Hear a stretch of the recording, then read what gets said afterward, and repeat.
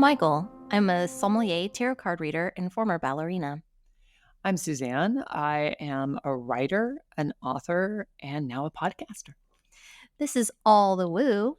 A to Z, and this is episode Ghost Stories. Yes, episode 1 of 3, Ghost Stories. Mychal is making a little seasonette for you during the month of October, and it is going to be progressively scary ghost stories. For this reason, we have other people joining us today. So we are in a slightly different atmosphere and recording space. So if it sounds a little different, this is probably why. The people could not fit in our closet along with us. So for this reason, we have a slightly different setup. However, we have Katie. Very excited and scared to be here. And this is Scott, and for the record, I would have gladly jammed into that closet with you both. Thank you. Good to know. Good to know. But significant details. Okay. Yes. One of the reasons why we have multiple people on this seasonette with us. Because I'm a scared. Yes. Apparently my stories can be a little too scary. And we wanted to make sure that we had somebody that I could still talk to by the end. So it's going to we're going to be like an Agatha Christie murder mystery where one of us is going to drop off at every story. So as always, we want you to feel comfortable and safe and not judged to come and sit down at our imaginary table, which is in this time actually a real table. Finally. and just listen to mostly Mychal's crazy experiences, and that's crazy with a lot of love, I say. Understood. And so because there are 4 of us, and we are not drinking wine, what are we drinking, Mychal? So I decided to go on a theme of having spirited cocktails. Ha ha ha. Hey, Katie, if you want to woo, this is your chance. Woo! So Scott likes to bartend a bit as a slight hobby, I guess. Fun hobby. Home hobbyist. Home hobbyist. So I've asked him to create some cocktails for us for these. So we will have a different cocktail for each story. For today, he has made us a Stormy Morning. I'll let him tell you all about it. So Mychal's request was for spooky drinks, and one that came to mind immediately was the Stormy Morning. Picked this one because it has a very opaque look to it. It ends up being a very purple-gray drink made with creme de violette, Saint Germain, lime juice, and champagne. So it's got the bubbles that Mychal likes. It tastes like a sweet tart. We have all agreed. Smells like a sweet tart. And it sort of looks like swamp water. Tasty swamp water. Best swamp water I've ever had, for the record. Okay. All right. So I've narrowed it down to 3 stories. We're doing story 1 today. This is just the quote-unquote spooky one. Sure. See, this is where I was having a... See, that sure is just not... not convincing. Not reassuring. Well, okay. So I was having a hard time trying to gauge what was just spooky versus what's effing terrifying. And one of the things that we're going to offer in the Patreon is a map of Mychal's ghost encounters. That's what I was doing yesterday. Suzanne and I were talking and she was asking me what I was doing. And I'm like, I'm trying to remember all of my ghost stories and make sure that I am choosing the right ones for this. But to be fair, what scares people is different. So what might be scary to me is going to be maybe not be scary to Suzanne or to Katie, right? So it's all relative. I promise you I'll be scared of everything you say today. And I'm pretty sure Scott, who, has digested every Stephen King novel, is just going to be like, bring it. It's brought. Says I'm here for it. All right. So I guess I'll just jump into the story. To the story. To the story. Katie, will you hold my hand? I'm with you. So this one occurred, I'm trying to think of timeline here. I guess it occurred maybe about 10 years ago, maybe 12 years ago. And to kind of set up the scene, I had moved into a house with an ex of mine. We weren't exes at the time, so we were still dating. So you were living with a boyfriend. Living with a boyfriend. We rented a house, and it was a 2-bedroom house. And to be fair, I kind of noticed in the move-in process that there was things going on already in the home. I was in there by myself, and you could feel it in the hallway going between the 2 bedrooms and the bathroom. Like there just seemed... And when you say feel it, right. What is the it? So, have you ever felt almost like you're standing in traffic, but you're not? Like there's just all this extra movement around you. That's really what it felt like. Like it was like a super highway of just stuff going on. Like all you'd have to do is stand in the middle of that hallway and you could feel it. The emoji of me right now is big eyes. I guess I know. Seen it in movies. So, okay. And I was not the only person who felt this. He as well had mentioned it. I had commented. He was already familiar with the fact that, I sometimes have ghost interactions.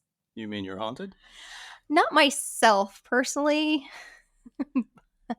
but yes, I maybe have had more than the average. You're like the human equivalent of smelling salts for ghosts. I think so. I always joke it's like from Sixth Sense, right? Like I see dead people, like that's me.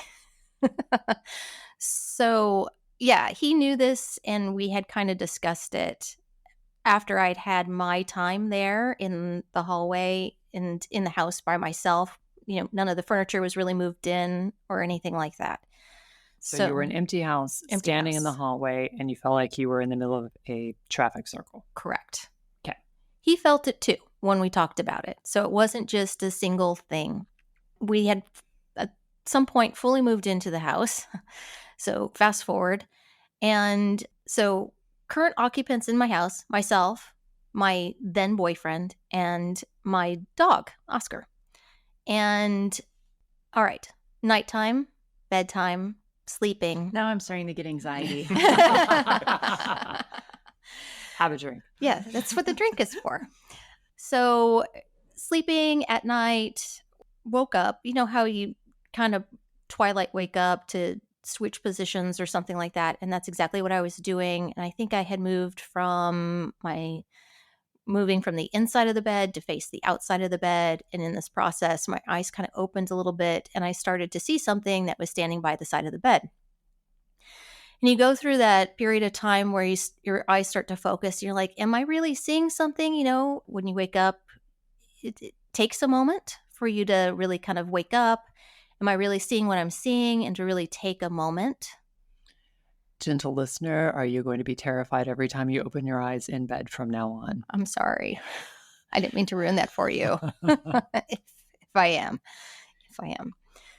So I started to see this thing, and to describe exactly what it is that I saw, it was Suzanne's getting resituated. I saw probably the closest thing that you could liken it to would be, okay, so I recently have been seeing a lot of Harry Potter. So, the Dementors and how they wear like hooded, like you can't see their face. They're just a black, dark figure. That is what this was. So it was a figure of a man, and he was wearing a black cloak that had a hood to it, so you couldn't see a face or anything like that. So he could also be a character from Star Wars. Yes. Okay. Could be any number of things, right? There's a lot of characters. This is like the ominous. I'm just trying to de-scarify my own imagination so that when I wake up, yes, I'm like, oh, it's an Ewok, not you. Okay. Yes, exactly. Could be an Ewok. Okay. Yeah, that works. Really tall Ewok. With a hood. With a hood. Who shaved? His hands. I think maybe I'm getting the Ewok confused with the ones that were out in the desert in Tatooine. Anyway, go on, Mychal. You mean the ones with the glowy eyes and stuff? Is that what you're referring to? Yes, the ones who are buying stuff. Yes. I always liked those characters. I like the fact that they were living in Tunisia, but yes, go on. So, but I couldn't see a whole lot of detail. And the reason why is because it wasn't like there was skin. It wasn't contrasting in that way. You know how you've seen on old TVs now that snow, kind of snowy kind of quality. And that's the texture basically of this figure. But so I could tell that it was wearing like a black hood and that it was there and I could see hands, but no real contrast of like this is skin and this is cloth or anything like that. Anyway, so I'm looking at it and then I kind of see it and I'm like, no, that's there. That's really there. This is not my imagination. Okay. And I'm just still kind of taking it in. At which point it's hands that also look like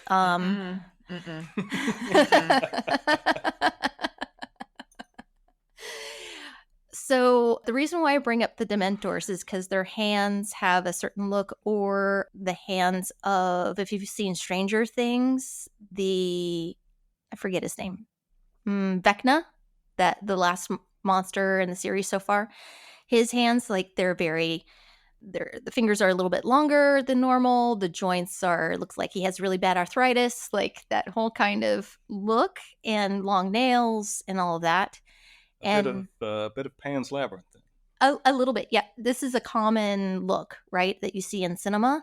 So it's really easy to liken it to something. Eyeballs in the palms? No eyeballs, Okay. No eyeballs in palms. No, none of that. So the hands that were like that, at this point, after all this taking in, which I think took about at least a solid minute or two, and then the hands started to come towards me in like how it would look like somebody's going to try to choke you with both hands. That's how it started to come towards me. This is the spooky story? I know. That's what I'm saying. Yes. This is the spooky. I'm sorry, Katie. I'm still here. I know. I appreciate it. I'll pass level 1. Okay. I'll finish the level. So it started to come at me in that way. My natural reaction was to jump back in the bed, and I screamed out very loudly. No, I'm not going to scream it this loud in the microphone. You're welcome for your ears. No, just like really, really loud. And my then boyfriend woke up. And as soon as I said it, also my dog started to bark at the figure itself. And then it kind of looked like it melted down into the ground. Like it started to shrink down, go towards, that's all I can only describe it that way, as if it melted into the ground. And so then it was gone. And no, it was in your ground. Well, it wasn't in my house anymore. Underneath. Yeah. It wasn't under the bed. I know that, which is a whole other scary kid thing, right? So my then boyfriend asked, he's like, what happened? What happened? And I'm like, and since it was gone, I just said, oh, nothing, never mind. And so then I just went to sleep. We're going to get to that. This is why Mychal is a badass, and those of us on this side of the table would maybe have gotten up, gotten warm milk, and I don't know, moved to a different location. I was about to say, that when are we getting to the end of the story where you say that you moved the next day? I did not move the next day. It took me a while to move. And so I went to sleep because in my mind, it was gone. I didn't have to worry about it anymore. And I was tired, quite honestly. And so I felt at peace again and I could go to sleep. Everything was then fine. I didn't think that he thought, and I didn't want to explain myself to him in that moment of what I thought that I saw and all this kind of thing. And so I just was like, never mind, I'll go to bed. So then the next morning, he asked me about it and he asked me what I saw. And I kind of looked at him and he said, because I saw it too.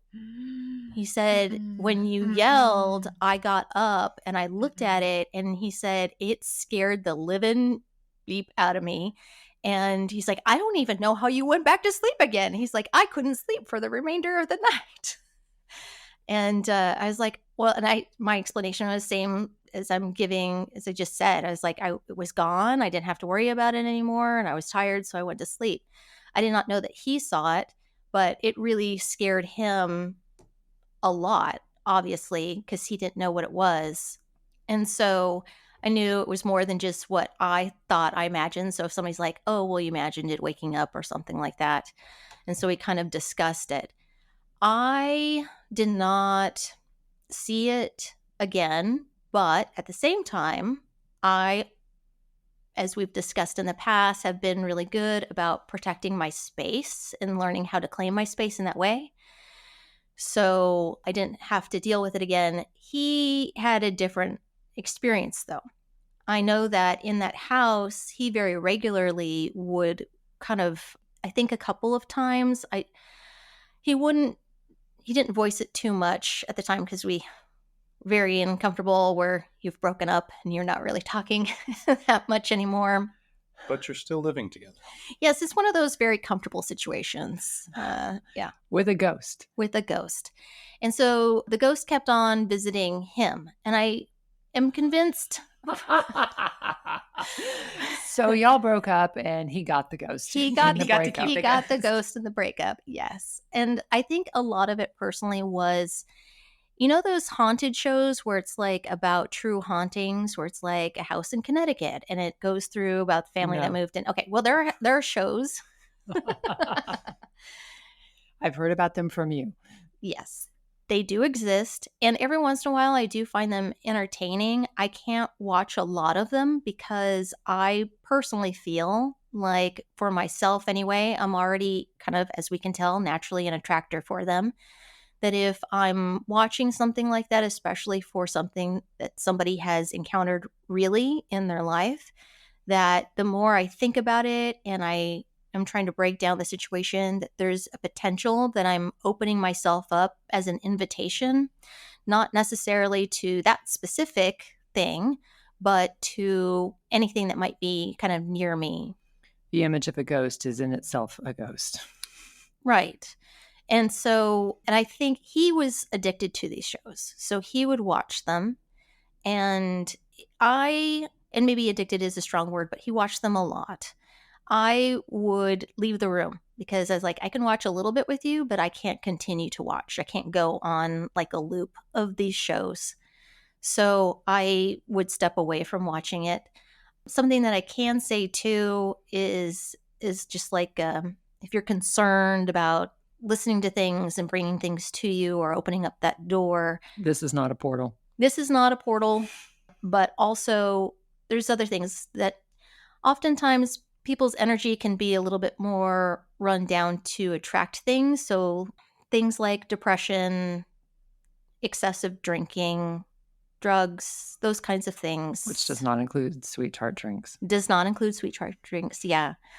That it can make you slightly more vulnerable because you're already, vibration matches vibration. So if you're already in a lower vibration, then you'll have more of a tendency to draw lower vibration things to you. So that kind of happens. And that's all speculative. I can't say that that is 100% factual in this particular situation of why he got the ghost in the breakup. I don't know. He was very sad, and the ghost was trying to keep him company. Mm-hmm. And did he ever report any difference in what it looked like, how it acted? No, it was all stayed very much the same.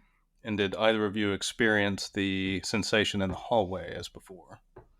Yes, continued with the hallway. Even after you had cleansed yourself and protected yourself. Mm-hmm. The hallway was still a thing. I think I ended up contacting a medium afterwards to try to get a clearer picture of what it was that was there. And the explanation that I was given was that it was a person that was not a very good person, had died in an accident. We were not far from a major street, and they had died in that major street. So they didn't die in our house or anything like that. They were just kind of like wandering the area. The energy was wandering the area and was attracted to me initially. As, a light gets drawn to things. And so that's what drew it to the house initially. So I guess I will raise my hand on the ghost cheating on him. I guess so. So there was that. And then, but why it decided to stay was not because of me. I can say that. So yeah, that's my scary ghost Your spooky story. That was my spooky story. Yes. What will scary bring? This is a good question. This is where I'm saying it's all relative. Can I tell you the most shocking part of the story? Sure, yeah. That you mentioned that he had regular experiences with this, Yeah. and there were no regular conversations about moving. So when you're locked into a lease, I'm going to say sometimes it can delay your ability to just be able to pick up and move. That was a thing. Yeah. And I can't say, I don't know exactly how many experiences that he had with it. So regular, I don't know if I always want to try to make sure that I'm being as accurate as possible with my speaking for other people. And I hope I'm not misspeaking on others' behalf, but it was my understanding that he had seen it other times. I don't know how many other times, though. Sit on the couch and watch TV with him. Maybe. Well, if you weren't there, somebody had to be there. Also true. I was waiting for you to come home. So for next time, I guess stay tuned for what arguably is the scary story. I'll be back. I think Katie and I are probably going to thumb wrestle for it, and whoever loses is the one who comes back. I'm a very gracious loser, Suzanne. All right. So I guess join us next time for Mychal's Ghost Stories on Seasonette, October, for all the woo. A to Z.